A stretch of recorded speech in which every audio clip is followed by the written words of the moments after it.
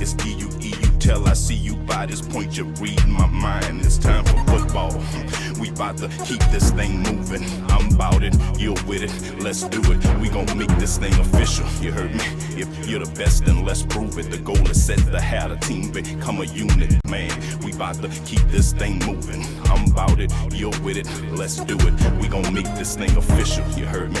If you're the best, then let's prove it. The goal is set to have a team become a unit, yeah. D-U-E-U. Welcome to Football Game Plan to NFL All 32 show. I am Emery Hunt, the czar of the playbook. And on today's show, we're going to break down the 2020 season for the Indianapolis Colts. And before we get started, let's take a look at some of the key storylines heading into the Colts season as we go into our 4-minute offense. One of the first moves the Indianapolis Colts made this offseason was bringing in the future Hall of Fame QB, Philip Rivers. His acquisition and contract signifies that the Colts are all in on the 2020 season. Rivers is coming off of a year where he tossed 20 interceptions to only 23 touchdowns, and a lot of his miscues came with the game on the line. Now what the Colts are banking on is putting the 38-year-old, 17-year vet behind a stellar offensive line with a revamped run game and solid perimeter options in an attempt to get a 2018 version of Rivers and not what we all saw last season. Now we'll get to see if what we all witnessed last year with Rivers' play was a sign of steep decline or a byproduct of what was around him. Either way, Indy is banking on the former rather than the latter. It was a busy offseason on the defensive side of the ball for Indianapolis. The Colts set out to improve a pass defense that ranked 23rd last season, giving up 248 yards a game. Now in free agency, they signed former Vikings All-Pro corner Xavier Rhodes and former Browns standout TJ Carey to help bolster a secondary that grew thin at the cornerback position during the offseason. Perhaps their biggest move was making a trade for 49ers defensive lineman DeForest Buckner. By sending a first-round pick over to San Francisco, the Colts bring in a player that can rush from the inside or outside in certain situations. If he can be the disruptive force they expect him to be, then it will be truly a situation where the front end will help out the back end, thus leading to a stronger defensive unit as a whole. I thought the Indianapolis Colts cleaned up in the 2020 NFL Draft as well, with both their draft selections and their undrafted free agent haul. It sets the stage for a pretty impactful draft class, adding guys that can be significant contributors this upcoming season. Offensively speaking, adding former Wisconsin running back Jonathan Taylor gives them a bona fide foundational back in the backfield, a true pace setter in the run game. And on the perimeter, adding wide receiver Michael Pittman out of USC gives them another playmaker that's a catch and run threat opposite of T.Y. Hilton and second-year player Parris Campbell. Now safety Julian Blackmon graded out as our #1 combo safety in the draft class, and he adds athleticism as well as flexibility to the back end. Now granted, he is coming off of an ACL tear and may start out the season on a PUP list, but he's still nonetheless a terrific player. It would also be foolish to dismiss the selection of 6th-round draft pick Isaiah Rodgers out of UMass. The cornerback has blistering speed and quickness and figures to make an impact on special teams. So the 2020 draft class for Indianapolis figures to make their presence felt in all 3 phases this upcoming season. Head coach Frank Reich is entering year 3 in charge of the Colts and is coming off of a 7-9 season, but there were a myriad of reasons why that was the case, with the main one being injuries. Injuries to Jacoby Brissett caused them 2 quick losses to both Pittsburgh as well as Miami, and that's the difference between 9-7 and 7-9. And we also saw collapses against Houston and Tampa Bay late in the season as well. So in my opinion, this team wasn't that far off from what we saw in his first year with the squad, and there is no doubt in my mind that he's got this team heading in the right direction. Last year was more of an anomaly, and this team shapes up to be his strongest since his arrival. So to me, that should yield more positive outcomes on Sunday.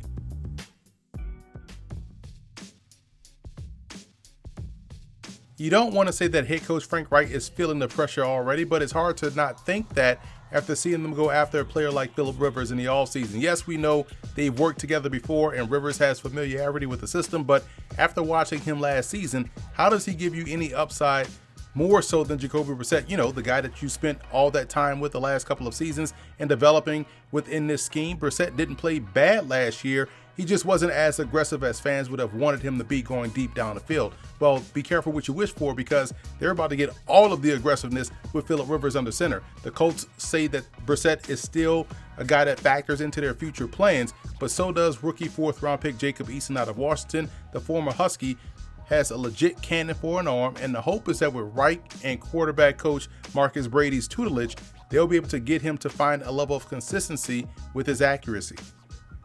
I am excited about the Colts backfield this upcoming season. Adding Jonathan Taylor gives them a legit bell cow at the position, one who has home run hitting capability. He's a track guy with good functional power and burst, giving the Colts a back that teams will have to game plan to stop.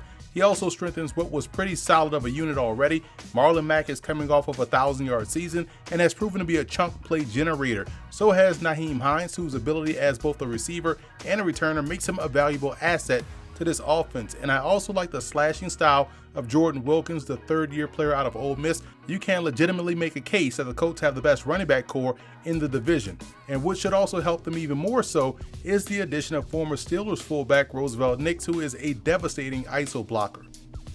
The potential is here this season for the Colts receiving core to be special. A healthy T.Y. Hilton gives them their deep threat and game breaker. Last season, he only played 10 games, which yielded only 500 yards receiving, but he is consistently a 1,000-yard wideout and figures to get back to that this upcoming year. Where the excitement lies about this unit is in the expected growth in year 2 from Parris Campbell. The former Ohio State Buckeye dealt with nagging injuries throughout his rookie season, limiting him to only 7 games. Now, having him healthy and inside as a slot receiver gives the Colts an explosive run-after-the-catch player who's capable of taking a short pass a long way. Rookie second-round pick Michael Pittman Jr. out of USC reminds me a lot of Juju Smith-Schuster in the sense that he's a bigger physical receiver who can play inside or outside and also has the ability to generate big plays after the catch. Pittman is expected to be Rivers' version of Keenan Allen within this offense. Now, the team's leading receiver from last year, Zach Pascal, returns after stepping up when his number was called. He figures to be involved more within this offense this season, in addition to his role on special teams. And I'm still intrigued by special teamer Ashton Doolin, the second-year player from Malone University, and we'll see how far along he is in his development this upcoming training camp. Now, Indy is pretty solid at tight end. Jack Doyle is coming off of a Pro Bowl season as he finished third on the team in receiving with 43 receptions for 448 yards and 4 touchdowns. He should make quick friends with Phillip Rivers. So should Mo Alley Cox, who looks to expand his role within this offense this year and figures to be a solid option inside the red zone. Now, free agent signee Trey Burton is the wild card here because if he's healthy, he gives them a lot of what they lost in Eric Ebron. He's a good move tight end or H-back type of a player that is really good with the ball in his hands. Boasting one of the best offensive lines in football, Indianapolis have set themselves up for offensive success for quite some time. They're rock solid on the interior with 2-time All-Pro and 2-time Pro Bowler Quentin Nelson, who has quickly become one of the best guards in football. Ryan Kelly, who enjoyed a breakout season of some sorts by staying healthy, as well as Mark Lewinsky, who is as steady as they come. Now, Anthony Costanzo is a solid veteran at left tackle and has been that way for nearly a decade. He's entering year 10 of his NFL career. And Braden Smith, the starting right tackle, and part of that same excellent rookie class with Quentin Nelson, is one of the more underrated linemen in the AFC. And in my opinion, they've done a solid job of making sure to build depth up front. LaRaven Clark gives them a solid swing tackle option, and it will be interesting to see how free agent signee Chaz Green factors into the mix as well. He's capable of playing both guard and tackle. The Colts are excited for second-year player JAVON Patterson, who missed his entire rookie season with an injury. They like his potential as a reserve center, in addition to him playing guard. And rookie lineman Danny Pinter out of Ball State has tremendous upside, seeing that he moved from tight end to tackle in college and will more than likely transition one more time to guard. So he'll be an interesting player to watch during training camp because of his athleticism.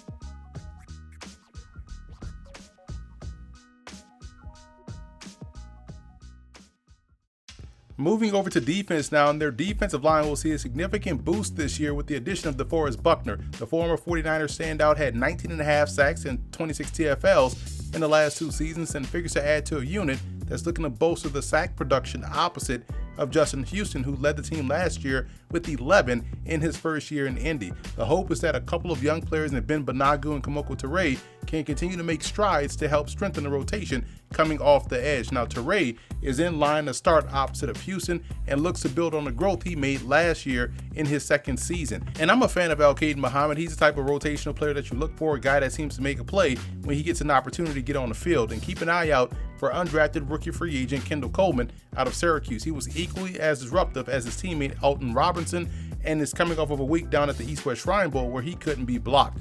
On the interior, Danico Autry will probably move to more of a sub-package role, which should help him be much more disruptive like he was in 2018. Nose tackle Grover Stewart has developed nicely as a pro since coming out of Division II Albany State, and he will more than likely start inside next to Buckner. Now, the team brought in Sheldon Day from San Francisco as well, and he'll give them good depth on the inside. He's a very stout player versus the run, and now would be the time for Taquan Lewis to stay healthy, as he has to start making a dent into the depth chart. He's talented, but availability is just as important as pure ability, and he hasn't been able to stay healthy since coming into the league. Darius Leonard is one of the young stars in the NFL at the position. He's made the Pro Bowl twice and named first team All-Pro as a rookie. He's coming off of a back-to-back 100-plus tackle seasons, and last year we saw him take a step forward in the coverage element of his game, becoming much more consistent in that regard. Indy hopes that fourth-year veteran Anthony Walker, who has also boasted back-to-back 100-plus tackle seasons, can make his first Pro Bowl of his career. He's been a steadily improving player since coming out of Northwestern. And second-year player Bobby Okereke proved to be solid in coverage as a rookie and has the speed to be a pressure player at the second level. I'm excited to see his growth this upcoming season. Depth will be the focal point during camp and the season. Developing solid depth will ultimately be the key, in my opinion. I really like Jordan Glasgow, the 6th-round pick out of Michigan. He's got really good sideline-to-sideline speed and will more than likely star on special teams initially. And both E.J. Speed and Zaire Franklin will be looked upon to not only strengthen special teams, but to contribute past that part of their game this upcoming season. The secondary is where the Colts invested a lot this offseason, again, in an attempt to improve their 23rd ranked pass defense. Getting a motivated Xavier Rhodes, whose reputation as a stud corner took a hit last year, should be a good thing. He's still a physical player who made the Pro Bowl last season and will come into this year fully healthy and ready to go. TJ Carey is versatile enough to play anywhere in the secondary, to be honest. He tentatively figures to start opposite of Rhodes. I say tentatively as second-year player Rock Ya-Sin figures to tighten up his consistency and take ownership of that number 2 corner role this season. He flashed the talent as a rookie, but as you would expect with most rookies, he was a bit up and down.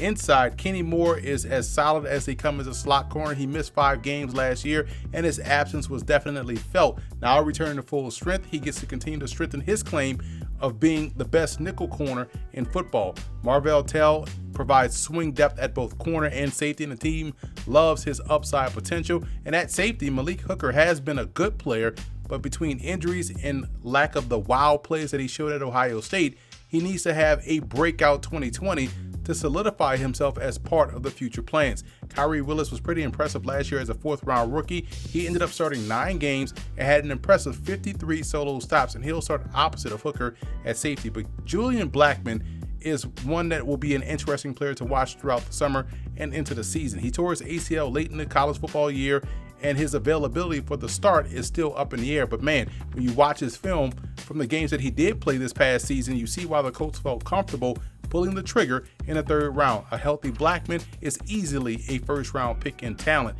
I like the versatility of George Odom as well. He's been a steady presence on special teams and on defense when the team has asked him to step in and play extended minutes. He helps solidify the depth at safety.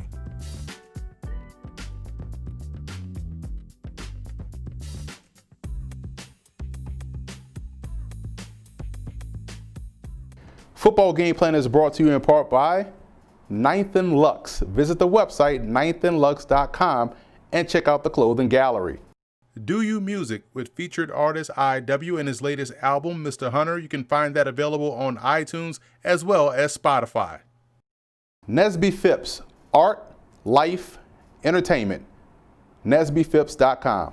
Grind It Out Fitness. Visit the website grinditoutfitness.com and download the app. The Academy of Broadcast Media in Hackensack, New Jersey.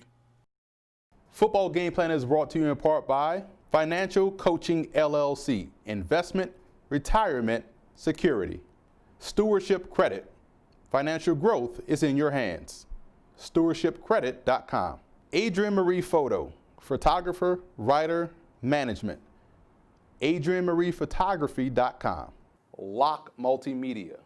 Be sure to order your copy of the Go-Go Offense by Coach Brennan Marion on footballgameplan.com/GoGoOffense. Coach Marion goes through the ins and outs of his explosive offense, one that's tearing up the college football field and putting a lot of points on the scoreboard. Again, you can order your copy at footballgameplan.com/GoGoOffense.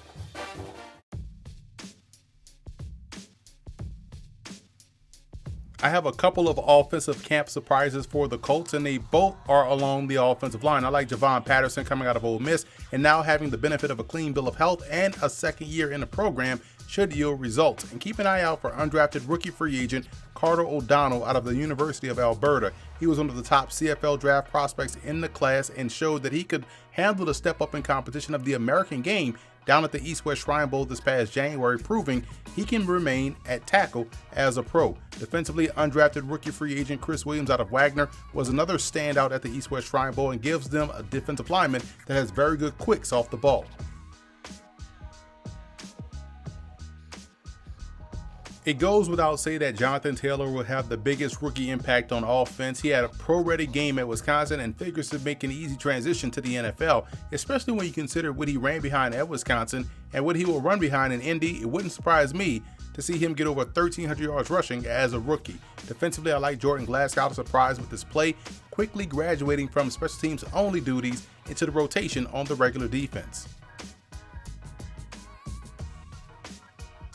It's almost certain that Philip Rivers is the Colts' X factor on offense. I mean, he almost has to be. They view him as the missing piece to an offense that's ready to take off, and he needs a 38-year-old to revert back to his 2018 form.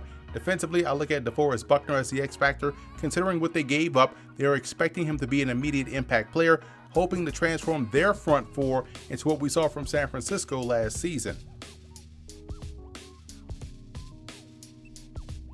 Look for Parris Campbell to break out this year. Health, not talent, was a major reason for the setback last season, but just like with JAVON PATTERSON, the benefit of having a full season within the offense along with 100% health should be the fuel he needs for liftoff. And Rock Ya-Sin will notice the game start to slow down for him in his second season. He'll know what he can and can't get away with in coverage, and we'll see the penalties decrease and big plays increase significantly.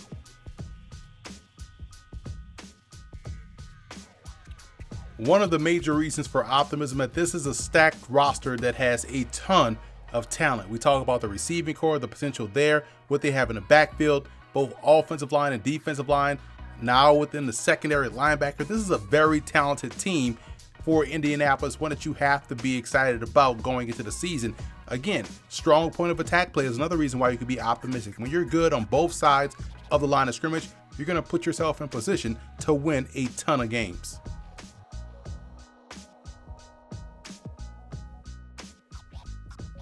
I think the only cause for concern is an obvious one. It's going to be if Philip Rivers continues to play like we saw in the 2019 season and not like 2018. That was pretty bad what we saw last year for Rivers. He looked like a player that was in decline, but if that was the anomaly and not a sign of things to come, then they could be fine this season, but they need him to not revert back to what we saw last year, because that could be the only way it could derail a promising looking season for Indianapolis.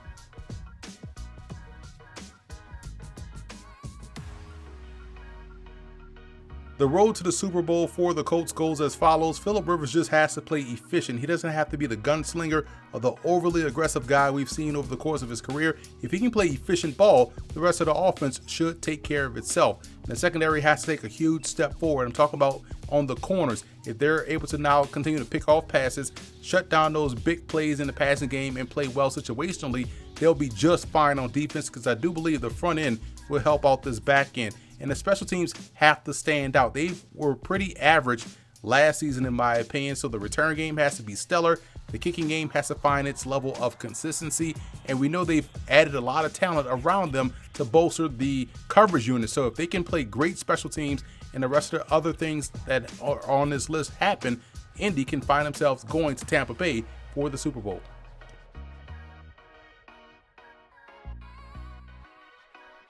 I have the Colts finishing second in the AFC side. I think this is a playoff team. They'll get back to the playoffs this season. Philip Rivers is the only thing that I'm slightly concerned about, because I don't know which Philip Rivers will show up, but I think whichever one shows up, this team is just too talented to not be able to finish with 9 wins or more this upcoming season. So that's it for this edition of Football Game Plan's NFL All 32 show. I am Emery Hunt, the czar of the playbook. Be sure to follow me on all of my social media accounts, and don't forget to check out and subscribe to the Football Game Plan Network, located at youtube.com/footballgameplan. Also subscribe on iTunes to Football Game Plan Podcast and leave us a 5-star rating. That's where you can find our NFL All 32 podcast. And keep it locked here on the Football Game Plan YouTube channel for a host of Colts-related video content coming down the pike.